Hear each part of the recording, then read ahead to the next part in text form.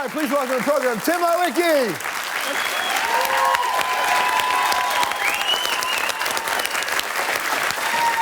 Good to see you. How you doing? Welcome to the show. Thank you. Welcome to the family. Thank you, bud. Nice to see you. We're glad to have you in the NHL. Yeah, it'll be. It's gonna be fun. It's gonna Except, be fun. can I talk about the Canadians now or later? You can talk about it now if you want. I mean, we're going to convert you. By the end of this, I'm going to make you a Leafs fan. Dude. That will never happen. Yeah. I don't know. Hold on. That will never happen. You know how the Ducks and the Kings have that rivalry on the West? Yeah. The Leafs Habs, forget it. Pales in compare. The Leafs Habs is so intense that 2-year-olds boo each other. Yeah, I've seen it. Yeah. But that said, if we win that shiny silver thing one day, then you're going to at least begin to say, maybe I could root for both of you. Never. Never. Well, the thing that That's keeps my new task in life. Bro, you're going to waste your energy. But I don't know. This is exciting. It must be fun. I know you love hockey, and you were connected to hockey for a long time, right? But just what's it like coming in and being in this market for this long? Intense and cold. Yeah, is it? Not in that order. And are you talking about the fans' reaction to? No, not yet. Although the funny thing is I live in the city, so I have a condo. I take a subway into work every day and take a subway home. I take the subway home after a game. Yeah. Lot longer ride right now than it's been all year long.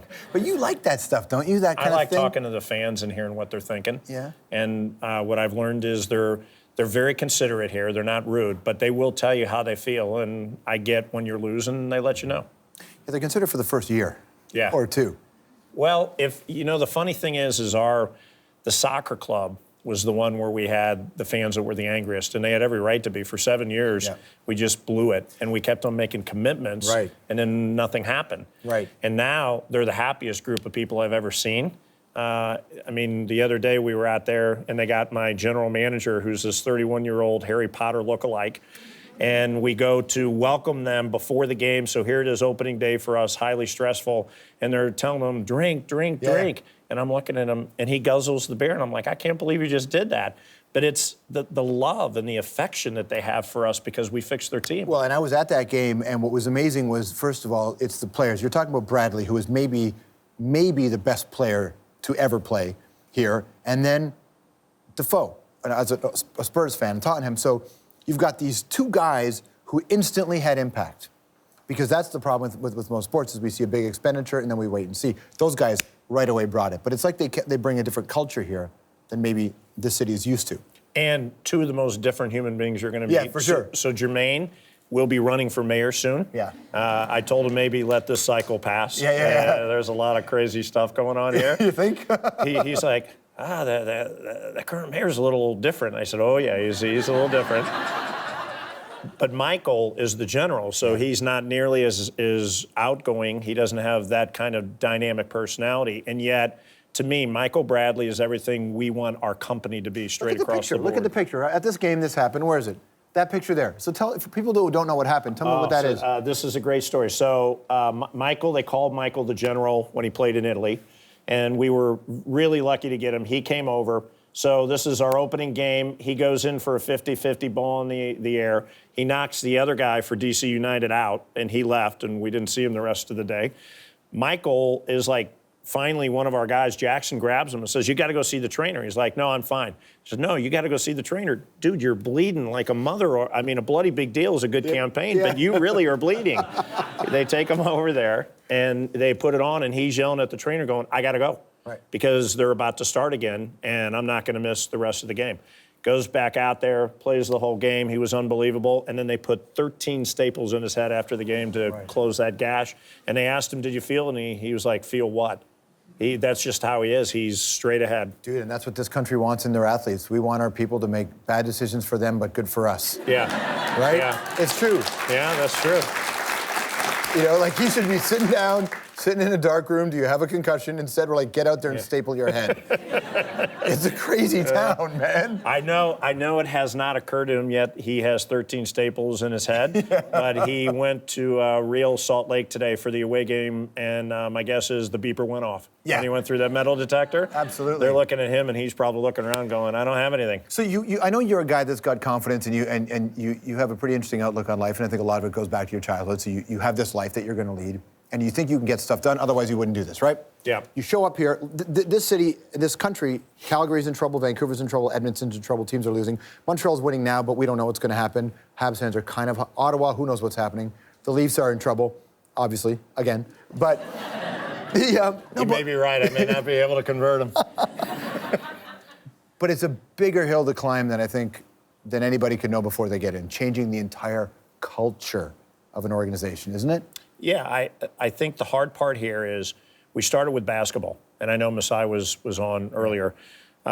We kind of gutted the whole organization except for the coach, brought in Masai, rebuilt the entire organization. Masai's unbelievable. We found a guy in Kyle Lowry that is our Michael Bradley. I mean, if we can get Michael Bradley and Kyle Lowry to be heart and soul of Maple Leaf sports and entertainment, and we can get the Leafs to understand that kind of intensity, we change the culture quick. Can you re-sign Lowry? Yes. Okay. Will you re-sign Lowry? Yes. Okay. So, are you allowed to say that? I don't know. Okay, but I think Masai, there's a really special bond between Masai and Kyle, and there's a special bond. I mean, this town should be in love with this guy. What a great story, and he's vented that anger and energy that he had last year, and it was sometimes aimed at the refs, sometimes aimed at other people. He's figured out how to vent that and put that into the team, and this team truly loves each other. That's the other thing I've noticed about the Raptors. Those guys love each other. They hang out together. They get along with one another. They fight hard for one another. They want to win for one another. It's really unique. I suppose you watch these games with great attention, right? All of them? And stress. And stress. Can you explain, this is one super nerd out thing that'll end up on the online only. Game against Oklahoma, Kyle's out. He's out. I'm watching the game. He takes it. He's not supposed to be back. Suddenly, he's in the game. What happened? Okay, so this is Masai's out of the country, so I could tell the story. Yeah. So Kyle he's been carrying the whole burden for us all year. He's wearing out. So he just aches and pains, and finally at the end of the game we're up, and they tell him, that's it, you're shut down, and they take him back to the training table, and the doctor said, you're done. You're finished. You're done for the night, and you're done for a couple of games here. You got to rest. And then Oklahoma does their little run at the end, and all of a sudden the doctor looks around and Kyle's gone. He's literally darted from the training room without telling the doctors, goes back on, looks at the coach and says, I'm in, walks back into the game. He checks himself back in. The coach knew it, and the coach was like, go, checks himself in, and we go to 2 overtimes with Oklahoma. Yeah. They have to sit down with him after the game finally and just say, Kyle, this is it, you're done, you got to take a couple of games off. Masai gets a call the next day. Our athletic trainer, who's phenomenal, says, you won't believe this. I've never seen anything like it. I'm telling you, whatever was going on with him, the swelling's gone, he's 100%. And this is the guy that was saying, we got to do an intervention to keep him out. He told Masai he's ready to go. And he played every game since. Tim, I don't believe in miracles. That sounds suspicious. What's going on? Yeah, well, if there was some secret potion we had, believe me, I'd put it in the Leafs dressing room too, so we don't. This is an interesting thing, right? I know that for the longest time for Maple Leaf Sports and Entertainment, this was Leafs and then everything else. So you say, so far you've talked about fixing the Toronto FC, fixing the Raps. So you've done it the other way. The Leafs get tell me about now how you address the Leafs and why the Leafs are the third thing you fix. Well, so what we had to do is the Leafs had a pretty good year last year, and I didn't think we had to fix them. And clearly in the next couple of weeks, they're going to determine whether or not we got a problem there. I think what fans should feel very comfortable with, looking at our track record in short order with the Raptors and then TFC, we will fix the Leafs. Yeah. And we're not afraid of it. I'm not afraid of telling people that we got problems when we have problems. At times, maybe I'm a little too outspoken. But I believe in life, if you can define what the problem is and you're willing to go take a risk at saying, I'm not afraid of fixing this. And the thing we did with the Raptors is we weren't afraid. We let 14 people go in one day, brought in Masai and built a whole new organization. And I had to turn to everyone saying, we're going to be great, trust me. And then with TFC, you couldn't have known that you would be great because there's so much, even Masai would say this, there's so much luck at play with pro sports, right? Yeah, but I will tell you, I believe in Masai the man. I look in his soul, and I see a soulmate, and I see a guy that views the world the same way I do. And I know he's special. I know he's unique. And I know he also gets up every day believing at the end of the day, we need luck, we need health, but we also command our own destiny here. And we got to believe in that. We can't be afraid of taking and making the tough decisions. TFC, remember, this is an organization where we went to our people and said, shut it down. We're not selling any tickets. We're not renewing any tickets. We're not selling any new packages. And we're not going to until we go do our job. We waited until less than 2 months to go before the season starts. And then we said, we got Defoe, we got Bradley. Now go ask people if they want to get behind us again. Everyone was so afraid. And I looked at our organization and said, this is a great lesson for you too, because what we're going to learn here is don't be afraid. Right. Doesn't mean we're always going to be right, but we can't be afraid to make great decisions. We can't be afraid of trying great things. With the Leafs, I think in this town, we're afraid at times of the pressure. And I think what we're going to have to do here is we're going to have to find guys that thrive on that pressure, that want that. And I know we have it in our keeper. And we'll hopefully see it and build it with everybody else in the team. I'm sure you've heard this a lot. One of the great refrains in this city and in this country, and even though I'm not a fan of the Leafs, I'm a fan of hockey, and I want all the Canadian teams and all the teams in general to compete, is that even though the Leafs may not have been winning, FC wasn't winning, Raptors weren't winning, it didn't really matter because MLS&E was winning. And so that it's a business, and it's got shareholders, and it's this weird two telecoms owning it, which is so strange to me, but maybe not to you. But you're making money. So the cynicism of the audience is, well, they don't need to put a winner because they sell it out anyway.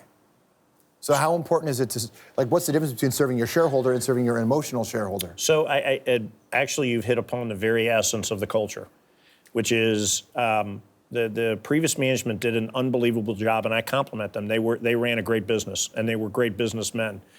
And when I came in, I finally told everyone, we're going to run a good business too, but we're going to change it a little bit. We are now totally accountable on the teams.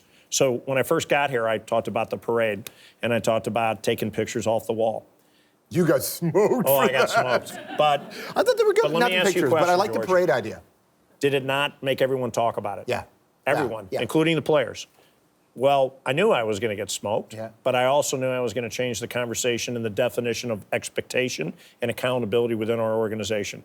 And what I told our staff and our management team is, guys, if we win, the rest of this will take care of itself. We'll make gobs of money. But what we got to do is understand there's a thing in sports called the agate. It's that last page of the sports page.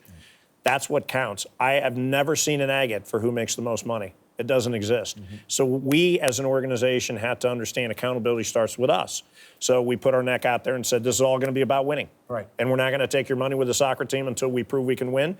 And we're going to change and get rid of everyone in the basketball team because we're not good enough and we didn't build it right. Now, how do you know when to not get involved in the hockey part of it, and the basketball part of it, and the soccer? Like letting players and teams and GMs do their business? I always, Masai makes every decision on players and contracts. He could come to me for advice and does all the time, but at the end of the day, I know he's our GM. Do you ever call him and say, what about this player, what about that player? No.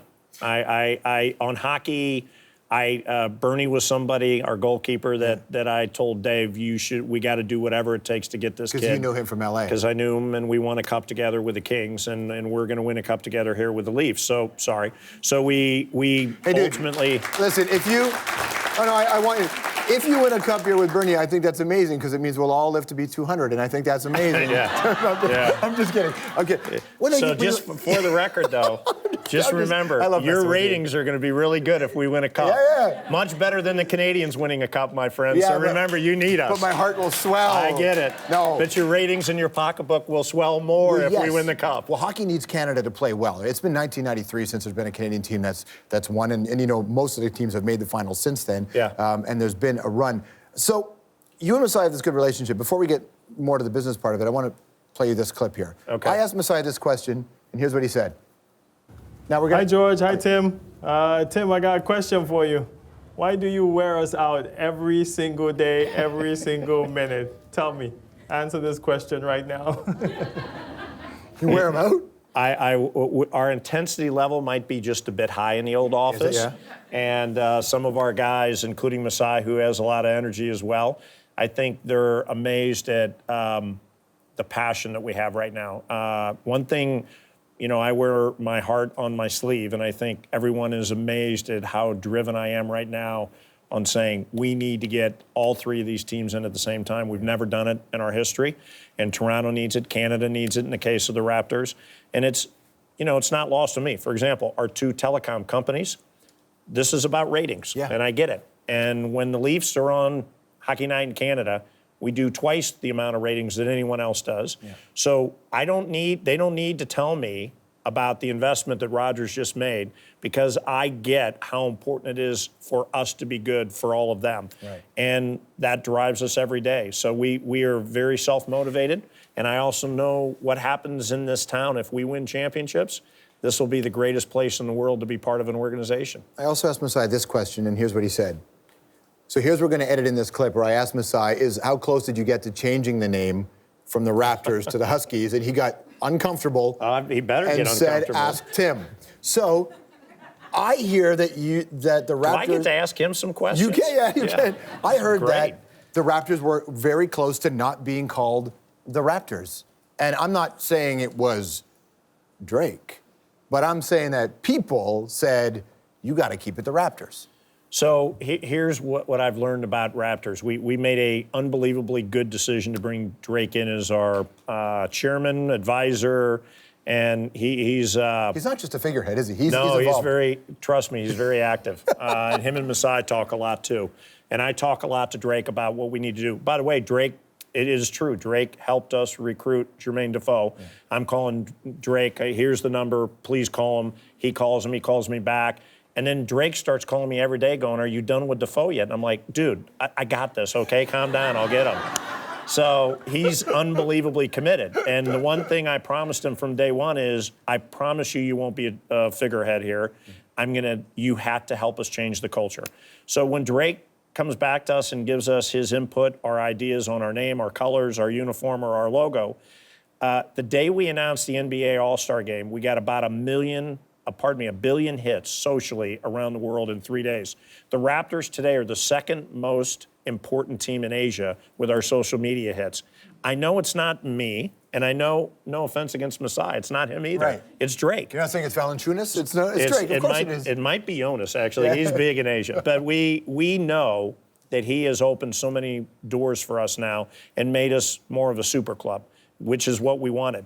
When Drake comes to me and has an opinion on the name, then I'm going to listen, because what I realize is he has better taste than I do. So how close were you to changing the name? Close. Yeah? Yeah. Like it was a done deal? Well, how do you know it might not happen? Dude, don't change it. The Huskies? Were you going to go to the Huskies? The original that's name? One of the names we were looking at. What should I do? Leave it the Raptors. Why? Because it's our team. Is this because I'm sitting on red couches here? No. It's the Raptors. Because I saw this with other franchises. They want to create a culture, change the tone, right? The quickest way to change that tone is win. That's it. It doesn't matter what you call that team.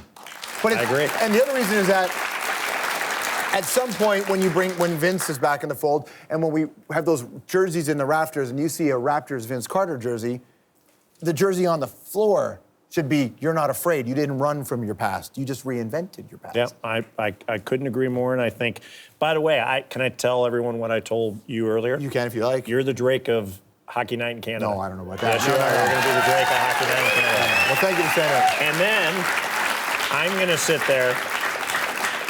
sit there with you and Don going, I wouldn't wear that suit. Let me tell you why. I wouldn't wear that suit. I wouldn't wear that suit. All right, stick around. I want to delve a little bit deeper with Tim Leiweke right after this.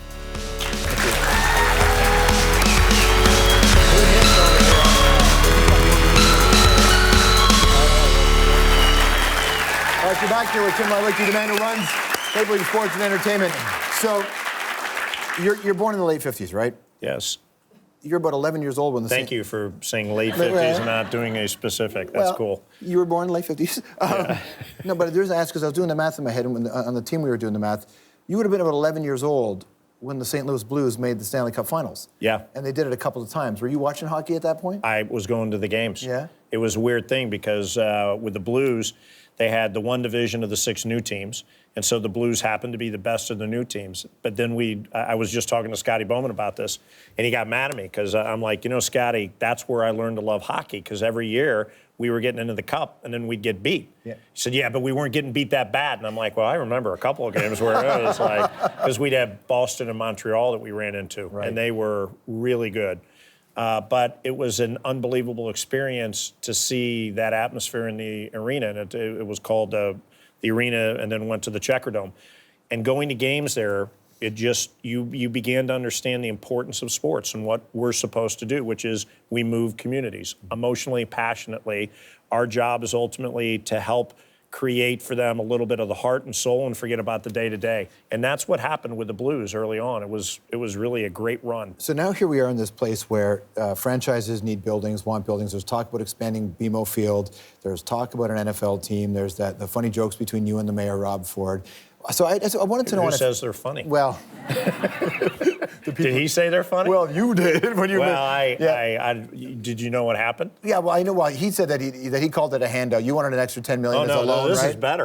You haven't heard this. No. So when I first got here in June, there's an old, very established club where heads of state, when they visit Toronto, go address the lunch crowd, and they lost their mind and invited me. And so my PR people are like, you can't be controversial here. You got to be, okay, no problem. I was really good during the speech, didn't do anything that got me into trouble. Question and answers, it went downhill from there. So someone said, what do you think of the mayor? Yeah. And kiddingly, I said, oh, he's like Tommy Boy. And the PR guy's sitting there going, and so I'm like, okay, recover. So I'm like, but let's not forget, Tommy Boy saved the factory. So remember that. Yeah. And so then, unfortunately... That's a great recovery, by the way. Yeah, it didn't work so well. So then, unfortunately, things kind of spiraled out of control for him, and the Tommy Boy thing kind of stuck elsewhere. Yeah. But I think he blamed me. So when I first went in to see him a few months ago on the BMO renovation, he's like, hey, Timmy Boy, how you doing? And I'm like, oh, this is going to be a long meeting. Well, because now so you're going to the city for money. Is it a loan? Is it a grant? Because he's calling it a handout. So what is it? Yeah, so going back to what you said earlier about Maple Leaf Sports and Entertainment, I know we have this reputation of being greedy. Mm-hmm. I know we have this reputation of only being driven by money and the bottom line. And I'm trying to do everything in our power to change that. And the owners would accuse me of maybe going too far because we're spending a lot of money. We're putting every penny we make as an organization right back into the organization now. So with BMO, the city owns it. And so it's not our stadium. And there's a lot of other things, including community usage, that occur there. And the majority of the money that was used to pay for it and build it came from the feds, the province, and the city. So we came along, and I was the first one to tell the city manager, I get you got a lot of better things to do with the money, so let's change this deal around. Right now, we need $30 million worth of capital improvements. That's $15 million out of your pocket and $15 million out of ours. And by the way, it's a Band-Aid, and we'll be right back here in 5 to 10 years with another 30 to 50 million because we didn't build it well. It doesn't have a roof. I hear it rains here a lot. Everything freezes up. Concrete, what does it do when it freezes? It expands. And what does it do when it melts? It shrinks and it cracks. And so without a roof, without weather protection on a lake with the winter we just had, we need a lot of work. So we went back and said, we'll take it over. We'll pay for the majority of it, even though you still own it and you still keep it. We'll do all the other usage, including community. We'll put up $90 million. You, the province, and the feds put up $10 million apiece. We'll take your $10 million, and I guarantee you, and our company will get behind it, we'll pay you back with interest over 20 years. So we return $15 million on your 10. We don't need your capital. And in fact, we'll put in all the capital improvements from this point on. We'll operate it from this point on. Now, I respect the mayor, and we're not trying to get involved in the political race. That's not a handout. That saves them $5 million instantly. And unlike the capital improvements, which they never get back and keep on paying, now we say to them, don't take any more risks, no more capital. We pay for everything for the next 20 years, and we'll give you your $10 million back with interest. And that's because the city owns it, right? City owns it. With your own building, because you're seeing this in other markets now, which is teams feel, or citizens feel like teams are holding them hostage to pay for buildings that they don't ever actually own. But look at it, I mean, the way I look at it, I look at the city and they say, we want you to solve the Argos problem. Okay, we'll solve the Argos problem. $25 million to solve the Argos problem. Well, we're paying for that in order to allow the Argos to move in there and have a decent home, which they deserve. And so I get where someone would say, well, what's the city doing writing you a check for 10? And I'd say right back to them, because then they don't write the check for 15, they got to write us, and I pay them 15 million back. Right. And by the way, they never have to put another penny in, and we solve the Argos problem for them. We don't want to get caught in the political debate. We want to stay out of the mayor's race. It's not our place. I can't even vote. So we just went back to him and kicked him a little bit and said, don't make us an issue, and don't call us the gravy train, because that's not fair. So if he calls you the gravy train, again, are you going to go after him? I get all wound up. You do? So, yeah, I do my, what does he do, Hulk Hogan? Is that what he claims he does? Has he challenged you to an arm wrestle yet? Has that happened now? Nope. The idea of, I'm just curious about your philosophy on what a city owes a team and what a team owes a city. Do you have a philosophy behind that? I do. So everything, if you look at LA Live, where I came from, we built Staples Center and LA Live privately. The only thing we did is we got an assistance on the room tax we generated, our 1,000-room hotel, over a period of 20 years. The tax was reinvested, but only as we earn it. We don't have another penny. And I always told the mayor there, education, safety, and transportation. You go spend your money on that and make it a better place for us to live and a better place for us to work. And we'll go take all the risk on the rest of this. Our owners, Bell, Rogers, and Larry Tannenbaum, they have the same philosophy here. Now, in the case of BMO, it's a city stadium with city usage with rugby and Argos and community events. The Canadian Soccer Association is going to use it for their World Cup bid for 2026. We're all for it, and we will still write the check for $100 million when it's all said and done. ACC, Air Canada Centre, is private, and we're about to put another 50, 60 million in it to renovate it and upgrade it. We're not going to ask the city for anything, nor should they give us anything. I think what we owe the city is a great place to come and celebrate our community. Be proud of that jersey we wear, because we represent a great state, right, a great city, and a great country.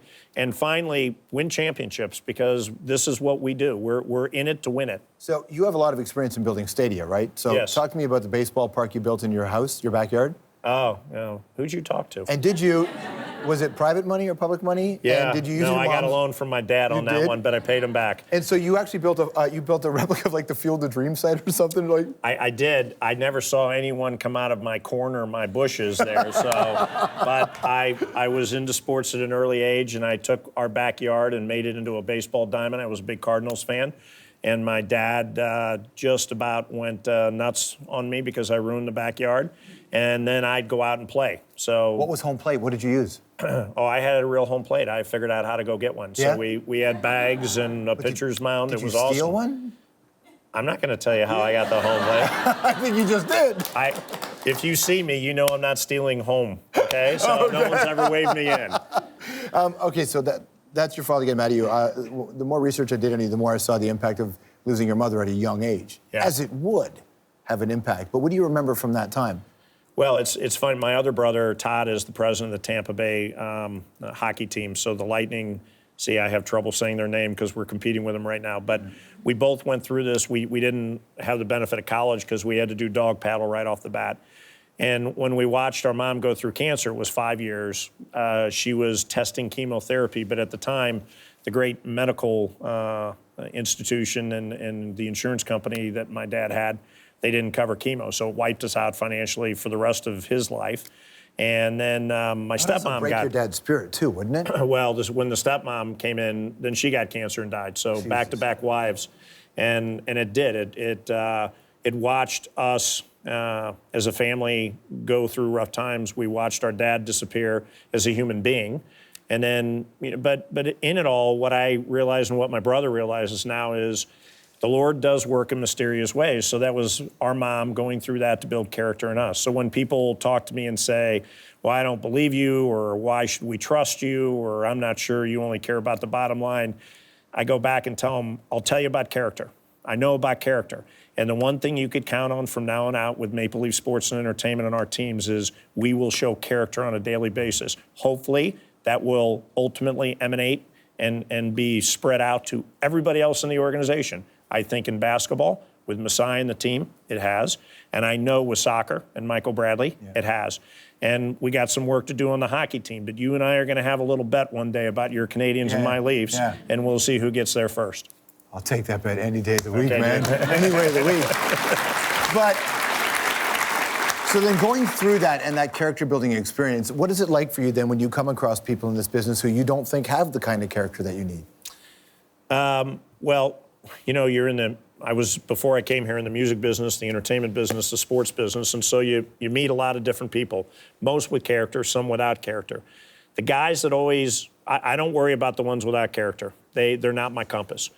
Very lucky to be around guys like Jerry West and Magic Johnson, David Stern, people that not only had great character, but were my compass and taught me an awful lot about the way to treat people. Yep. So I never let those without it ultimately have any impact on me, because I've been blessed to be around so many people that have it, that were willing to give a young kid a chance and teach me a little bit about how you can go bring that with you in the rest of your life. Well, who gave you that first break?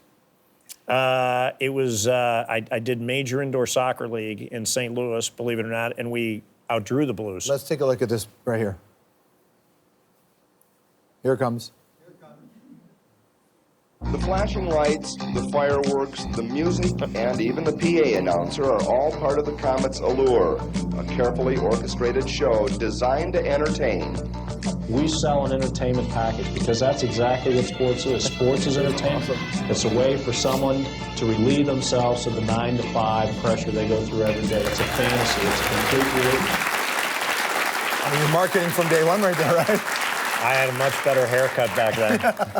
I had hair back then. And so that was your break in it? That was it. We started with that, and it probably is a good explanation of my passion for soccer, because that's where we did get our first break. And by the way, we sold out every game, 19,000 people. We outdrew the Blues that year. And in Kansas City, we actually not only outdrew the basketball team, but the Kansas City basketball team eventually moved to Sacramento. And so it was interesting, the success we had. And David Stern used to look at me and go, yeah, you did a really good job of protecting my basketball team in Kansas City. Right. So when you moved here, though, what was I mean, you have a lot of experience and obviously a lot of successes, but when you came here, what was the one thing that you had to have a 360 or 180 in your head? You went, oh, I didn't know that about this market. So to good and bad. Good is unbelievably big market. I mean, people don't understand, and we in this city need to do a better job of making everyone understand. We're the third largest marketplace in North America. Yeah. It's New York, LA, Toronto. Yeah. We're as big, if not bigger now, than Chicago. And I think, I tend to believe that Canadians are so nice that they sometimes don't do a good job of touting themselves, their assets, or their community. This is a phenomenal community, and one of the things we're committed to doing is bringing a lot of new events here and letting everyone know how beautiful and amazing this city is, preferably during the summertime, but occasionally during the wintertime too. The bad is, what I'm learning about trying to understand the Leafs and the years of losing is they'll peck you here. The media will peck you here, and they'll stay at you. And it's not one fatal blow. Yeah. It's just a lot of little nibbles, and they just stay at you. Dude, the beaver, man, timber. Yeah, exactly right. That's what this is. And so the good guys, it doesn't bother them, yeah, and they plow straight ahead. And in fact, it reinvigorates and makes them double down on their commitment. Mm-hmm. But I look at the players, and I see at times people attacking players' wives and people going after the character of the player. Reimer's wife was unfairly attacked on Twitter. Yeah, it was tough. Terrible, man. That's tough.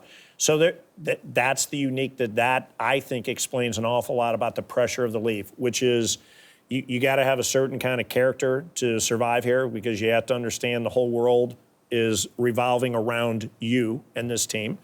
And the other side of it is, guys that ultimately come here and they don't understand the pressure, they don't understand the intensity, they don't understand the media. We're going to see good players that melt. And so I now have a much better appreciation for how hard it is to win here. In LA, we were the 8th most popular team. We got very popular very quick with Jonathan Quick. Yeah. And when we won the Cup, it was amazing. Here, you understand it's harder to win because you get pecked at. Right. And so I don't mind pecking, and we'll do fine. And one of the things I've tried to do in the last 2 weeks with Dave Nonis and our coach Randy Carlisle and our players is let everyone know, hey, we're in this together. Shoot at us all you want. We will come out of this, and we'll be better for it. You know, for all the criticism Bryan Burk got, I'm a big fan of Bryan Burk, and Bryan Burk did a lot to change the culture. He's also done one, I think the thing that will be more impactful than his or anybody's Stanley Cup ever was Bryan Burk's pro-gay, pro-rights, you can play position was incredible. Yeah. We need guys like him in sport. Does your organization have to drive that home to everybody that this is an inclusive place? Yeah, so 2 things. One, by the way, I'm proud to call Bryan Burk my friend. He's been one of the mainstays for me since I got here. And I'm not afraid to tell people I meet with Burkie once a month because he teaches me a lot and he's helped me understand what we had to do here and how we had to win. And I love Bryan Burk. I think he's a great ambassador for our game and for our industry. We need to do a better job. We need to understand this platform. We do great in the community. Our community relations is unbelievable. We're rebuilding parks and playgrounds and basketball courts everywhere, including Regents Park, and we're putting millions of dollars into that. Where we occasionally probably need to do better are the social issues and understand we can move the needle for things that are important in the world more than anyone. One of the reasons I love Masai is what he's doing in Africa. Yeah. And one of the reasons Masai jumped is the first time Masai and I spent a day together, and I tried to convince him to come here. We spent the first hour talking about how we could move the needle. Yeah. And that so overwhelmed him that I didn't ask him one basketball question. I told him, I get the platform we have, and the thing you'll find with me is a person that sees the world the same way and will give you all of the support you need to go take your social agenda and your agenda with those kids in Africa, and I'll back you 100%. And in fact, we'll pay for your foundation and your staff. Right. From that point on, Masai said, I was in. So it's funny that that very social conscience and the platform we have to have, and we got to have, we can't be afraid of being criticized for taking on difficult issues, right, even if they're outside our realm. I think with Masai, that's why he came. We would not have gotten Masai without that platform and him understanding we were going to let him have at it. And if you think the Raps can move the needle, man, the Leafs, they can break that meter altogether if they get behind those issues. Yep. Do you have your shareholders, do you have your companies that own you telling you, listen, Tim, stay out of that game? We don't want to do that. No, I think, for example, if you look at Bell, I think George Cope has done an unbelievable job with his campaign towards mental health. Bell, I'm not understanding. If I heard of Bell, have we heard of them? Remember, you're neutral still for that's right. like another week. Yeah, no, you're right. The Bell Let's Talk is an incredible thing. Yeah, they did a great job there. I know Rogers and Edward personally are very involved in the community and activating. So they don't. I've already done a few. I slept out one night, and I was smart enough to pick November. Mm-hmm. I slept next to the chief. He hit me a couple of times and I asked him, I don't know what dreams you were having, and he told me what his dreams were, and they were pretty bad. Yeah. So I decided I'm not going to sleep next to him anymore. But homelessness is a big issue here because it's so cold and a brutal winter. I think we have yet to find one or two social issues that we will ultimately jump into that will be our compass. I think Masai has his. I don't know if the Leafs do a great job in the community, do a great job with the parks. Not sure we've been outspoken yet on something that we see as an injustice in the world. But you're right. If we did, we could change the world, and we will. Yeah, 100%. What a pleasure, man. Thanks for taking the time. Welcome. Glad to have you in the family. Well, sort of, right? Yeah. Okay. Before we go, one more thing. Just because you've been so candid with us. The Argos, that's fine. John Bon Jovi shows up, fine. We all want to be halfway there. But do you see an NFL franchise in Toronto? And I know with the passing of Mr. Wilson, people talk about the Buffalo Bills. I hope we never get the Bills here because they belong there, and Buffalo's a great market. But do you see an NFL team here in your purview? Living on a prayer.